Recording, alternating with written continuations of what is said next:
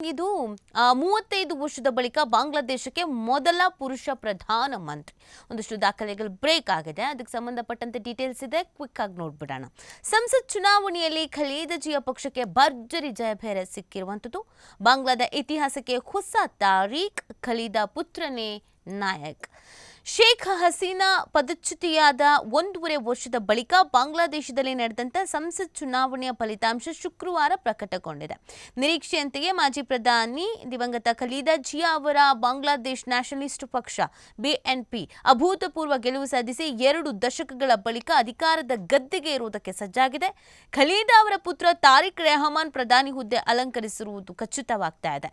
ಇದರೊಂದಿಗೆ 1991ರ ಬಳಿಕ ಅಂದರೆ 35 ವರ್ಷಗಳ ನಂತರ ಬಾಂಗ್ಲಾದೇಶ ಮತ್ತೆ ಪುರುಷ ಪ್ರಧಾನಿಯನ್ನ ಕಾಣ್ತಾ ಇರುವಂತದ್ದು. 300 ಕ್ಷೇತ್ರಗಳ ಪೈಕಿ 297ರ ಫಲಿತಾಂಶ ಪ್ರಕಟವಾಗಿದ್ದು BNP 209, ಜಮಾತ್ ಎ ಇಸ್ಲಾಮಿ 68 ಸ್ಥಾನ ಮತ್ತು ಖಲೀದಾ ಪದಚ್ಯುತಿಗೆ ಕಾರಣವಾಗಿದ್ದ ವಿದ್ಯಾರ್ಥಿಗಳ NCP 6 ಸ್ಥಾನವನ್ನ ಗೆದ್ದಿದೆ ಅನ್ನೋದು ಗೊತ್ತಾಗ್ತಾ ಇದೆ. ಹಸೀನಾ ಕೆಳಗಿಳಿಸಿದ ಬಾಂಗ್ಲಾ ಜೆನ್ಜಿಗೆ ಹೀನಾಯವಾದಂಥ ಸೋಲಾಗಿರೋದು.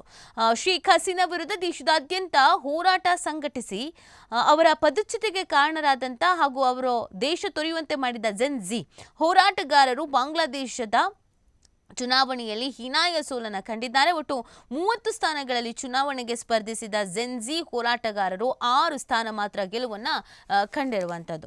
ಇದೆಲ್ಲದರ ನಡುವೆ ತಾರಿಕ್ಗೆ ಕರೆ ಮಾಡಿ ಅಭಿನಂದಿಸಿದ್ದಾರೆ ಪ್ರಧಾನಿ ನರೇಂದ್ರ ಮೋದಿ ಅವರು. ತಾರಿಕ್ ಅವರ ನಾಯಕತ್ವದ ಮೇಲೆ ಬಾಂಗ್ಲಾನರಿಗೆ ಇರುವ ವಿಶ್ವಾಸವನ್ನು ಫಲಿತಾಂಶ ಪ್ರತಿಬಿಂಬಿಸಿದೆ. ಪ್ರಜಾಸತ್ತಾತ್ಮಕ ಪ್ರಗತಿಪರ ಸರ್ವರ ಒಳಗೊಂಡಂಥ ಬಾಂಗ್ಲಾಕ್ಕೆ ಭಾರತದ ಬೆಂಬಲ ಯಾವಾಗಲೂ ಹೀಗೇನೆ ಮುಂದುವರಿಯುತ್ತೆ ಅಂತ ಪ್ರಧಾನಿ ನರೇಂದ್ರ ಮೋದಿ ಅವರು ಕೂಡ ಶುಭಾಶಯವನ್ನ ತಿಳಿಸಿದ್ದಾರೆ. ಸೊ ಒಂದಷ್ಟು ದಾಖಲೆಗಳು ಇಲ್ಲಿ ಬ್ರೇಕ್ ಆಗಿರುವಂಥದ್ದು. ಬಹಳ ವರ್ಷಗಳಿಂದ ನಿರೀಕ್ಷೆನ ಇಟ್ಕೊಳ್ಳಲಾಗಿತ್ತು.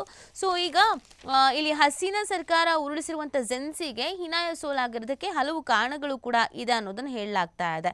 ಸೊ ಏನೇನಾಗಿದೆ ಕಾರಣ ಅಂತ ನೋಡೋದಾದ್ರೆ, ಬಾಂಗ್ಲಾದ ಮೊದಲ ವಿದ್ಯಾರ್ಥಿ ನೇತೃತ್ವದ ರಾಜಕೀಯ ಪಕ್ಷವಾಗಿರುವಂತಹ NCPಯ ನಾಯಕರು ಹಸೀನರನ್ನ ಅಧಿಕಾರದಿಂದ ಇಳಿಸೋಕೆ ಹೋರಾಡಿ ಯಶಸ್ವಿಯೇನೋ ಆಗ್ತಾರೆ. ಆ ಹೋರಾಟಕ್ಕೇನೋ ಸಕ್ಸಸ್ ಅನ್ನೋದು ಸಿಗತ್ತೆ.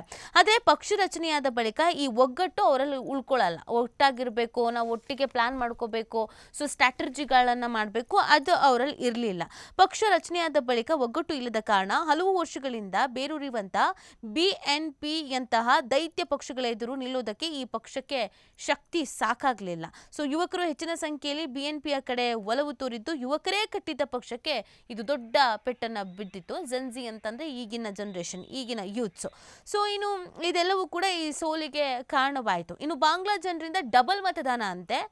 ಗುರುವಾರ ಬಾಂಗ್ಲಾದೇಶದಲ್ಲಿ ನಡೆದಂಥ ಸಾರ್ವತ್ರಿಕ ಚುನಾವಣೆಯಲ್ಲಿ ಮತದಾರರು 2 ಬಾರಿ ಮತ ಚಲಾಯಿಸಿದ್ದಾರೆ. ಈ ರೀತಿ ಆಗಿರುವುದು ಇದೇ ಮೊದಲ ಮತವು ಪ್ರಧಾನಿ ಅಭ್ಯರ್ಥಿ ಆಯ್ಕೆ ಆಗಿದ್ರೆ, ಎರಡನೆಯದು ರಾಷ್ಟ್ರದ ಆಡಳಿತ ರಚನೆಯನ್ನು ಬದಲಿಸುವ ಜುಲೈ ಚಾರ್ಟರ್ ಬಗ್ಗೆ ಜನಾಭಿಪ್ರಾಯ ಸಂಗ್ರಹಕ್ಕೆ ಅಂತ. ಏನಿದು ಚಾರ್ಟರ್ ಅಂತ ನೋಡೋದಾದ್ರೆ, ದೇಶ ಮತ್ತೆ ಅರಾಜಕತೆಯತ್ತ ಮರಳದಂತೆ ತಡೆಯೋಕೆ ಮಧ್ಯಂತರ ಸರ್ಕಾರದ ಮುಖ್ಯಸ್ಥ ಮೊಹಮ್ಮದ್ ಯೂನಸ್ ಮತ್ತು 25 ಪಕ್ಷಗಳು ಒಪ್ಪಿರುವಂಥ ರಾಜಕೀಯ ಒಪ್ಪಂದವನ್ನು ಜುಲೈ ಚಾರ್ಟರ್ ಅಂತ ಕರೆಯಲಾಗ್ತಾ ಇದೆ.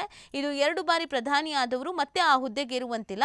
ಪ್ರಧಾನಿ ಸರ್ಕಾರದ ಮುಖ್ಯಸ್ಥರಾಗಿದ್ದುಕೊಂಡು ಅವರು ಪಕ್ಷಕ್ಕೂ ಮುಖ್ಯಸ್ಥರಾಗಕೂಡದು.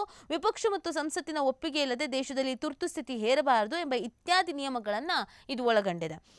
ದ್ವಿಸದಸ್ಯನ ವ್ಯವಸ್ಥೆ, ಮುಖ್ಯ ವಿರೋಧ ಪಕ್ಷದವರೇ ಉಪಸಭಾಪತಿಯನ್ನಾಗಿ ನೇಮಿಸುವುದು, ಸಂಸತ್ತಿನ 400 ಪೈಕಿ 100 ಸ್ಥಾನಗಳು ಮಹಿಳೆಯರಿಗೆ ಮೀಸಲಿಡುವುದು ಸೇರಿ ಹಲವು ಬದಲಾವಣೆಯನ್ನು ಪರಿಚಯಿಸಲಾಗಿದೆ.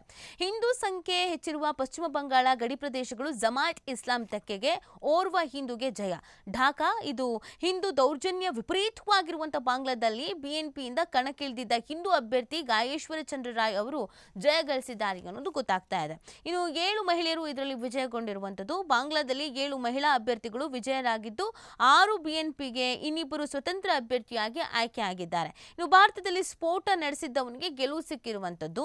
ಭಾರತದಲ್ಲಿ ವಾರಣಾಸಿ, ಅಜ್ಮೀರ್ ದರ್ಗಾ, ದೆಹಲಿ ಸ್ಫೋಟ ಸೇರಿದಂತೆ ಹಲವು ಸ್ಫೋಟ ನಡೆಸಿದ್ದ ಉಗ್ರ ಸಂಘಟನೆಯ ನಂಟಿದ್ದ ಅಬ್ದುಸಲಾಂ ಪಿಂಟು ಸೇರಿ ಬಾಂಗ್ಲಾದಲ್ಲಿ ಮರಣಗಲ್ಲು ಶಿಕ್ಷೆ ಗುರಿಯಾಗಿದ್ದ 3 ಅಭ್ಯರ್ಥಿಗಳು ಗೆಲುವನ್ನು ಸಾಧಿಸಿರುವಂಥದ್ದು. ಇದೊಂದು ಸ್ವಲ್ಪ ಆಘಾತಕಾರಿ ಬೆಳವಣಿಗೆ ಅನ್ನೋದು ಅನ್ನಿಸ್ತಾ ಇದೆ.